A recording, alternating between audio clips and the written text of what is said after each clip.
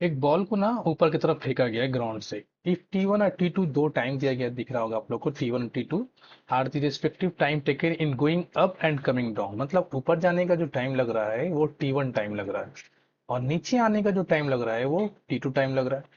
तो पूछ रहा है कि and there air resistance is not ignore, air resistance को भी इग्नोर नहीं किया गया। मतलब वो बॉल बॉल के ऊपर जाने और नीचे आने में एयर रेसिस्टेंस एक्शन में है।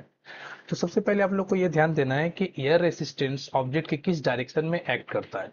तो जब बॉल ऊपर की तरफ जाता है ना, जब बॉल का मोशन ऊपर की तरफ होता है तो एयर रेसिस्टेंस नीचे की तरफ लगता है। जब कोई बॉल ऊपर जा रहा है तो एयर रेसिस्टेंस क्या होगा, वो हमेशा नीचे की तरफ लगेगा। और mg फोर्स हम लोग जानते हैं वो भी हमेशा नीचे की तरफ लगेगा। तो ये ऑब्जेक्ट जा रहा है ऊपर की तरफ, बॉल, ठीक है, ये बॉल का डायरेक्शन क्या हो गया, ऊपर, लेकिन एयर रेसिस्टेंस जो फोर्स है वो नीचे लगेगा, और mg फोर्स जो है वो भी नीचे की तरफ लगेगा।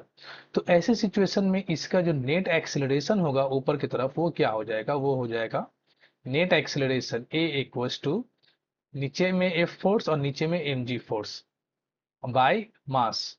तो हम अगर हम लोग इसे डिवाइड करने के बाद कैंसिल करते हैं, g plus F by M, ये हम लोगों को एक्सेलरेशन मिलेगा। कब? जब ऑब्जेक्ट ऊपर की तरफ जा रहा है तब अपवर्ड एक्सेलरेशन।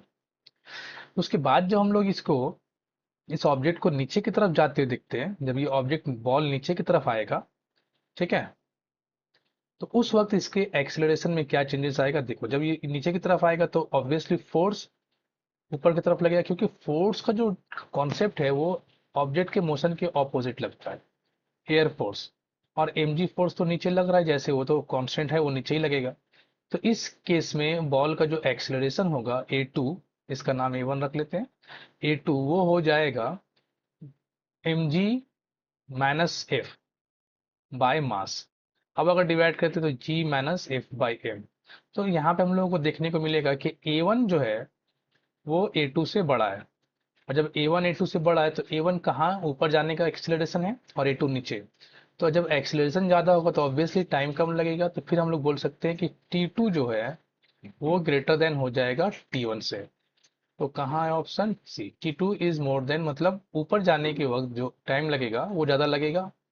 और नो सॉरी, ऊपर जाने का टाइम तो T1 है और नीचे आने का टाइम T2, तो नीचे आने के वक्त जो टाइम लगेगा वो ज्यादा लगेगा।